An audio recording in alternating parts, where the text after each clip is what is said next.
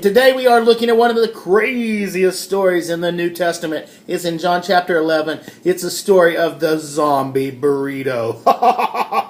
That's right, I said zombie burrito. It's a story of a guy named Lazarus. And Lazarus and his sisters, Mary and Martha, were really good friends with Jesus. They hung out a lot with Jesus. And Lazarus was sick, so his sisters sent for Jesus.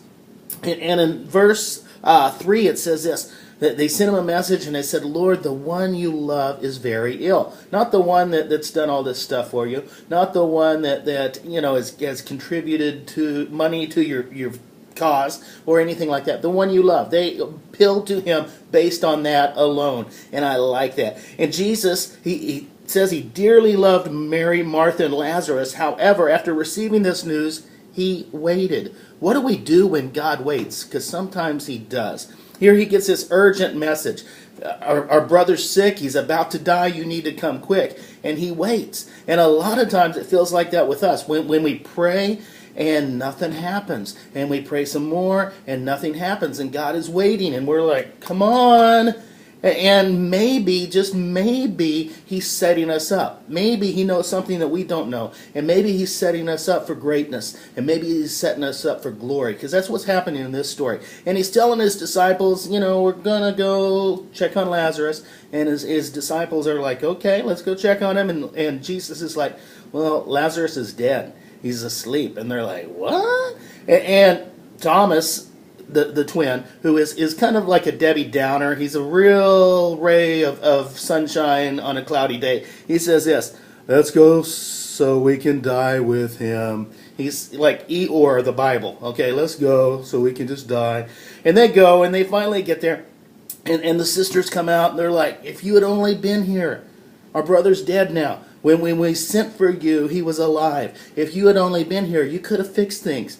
And Jesus is like, just hang tight, because he tells him this, I am the resurrection and the source of all life. Those who believe in me will live, even in death. Everyone who lives and believes in me will never truly die.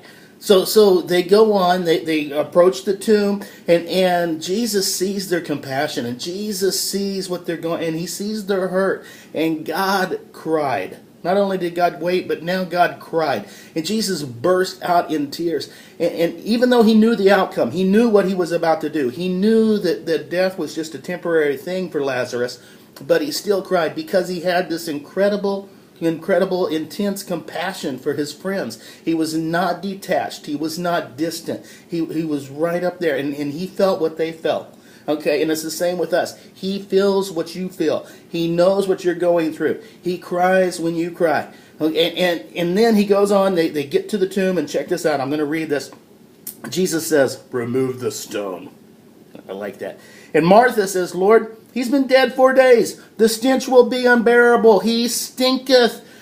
Jesus said, remember, I told you that if you believe, you will see the glory of God. They removed the stone. Jesus lifted his eyes towards heaven, and then he prayed, Father, I'm grateful that you have heard me. I know that you are always listening, but I proclaim it loudly so that everyone here will believe that you have sent me. After these words, he called out in a thunderous voice, Lazarus, come out. Then the man who was dead walked out of his tomb, bound from head to toe in a burial shroud. So he had grave clothes on. So he looked like a zombie. He looked like a zombie burrito because he was wrapped up in what looked like a tortilla, and he comes walking out, and Jesus is like, let him go. Now, get everything that looks like death off of him right now. And they did. It's kind of a sneak preview of what's going to happen. Jesus is the resurrection. He is the source of life. He has kicked death's butt. If we follow him, ultimately we're going to experience life. Ultimately, he will undo the evil, the pain, the sadness. And this story is a reminder of that. This story is kind of a snapshot of God's kingdom coming to earth. And it kind of gives us hope. It gives us a lot of hope and lets us know that God who has kicked death's butt is on our side. The God who is all about the zombie burrito will bring us life, will bring us healing, will bring us hope. God bless you guys. Giddy up.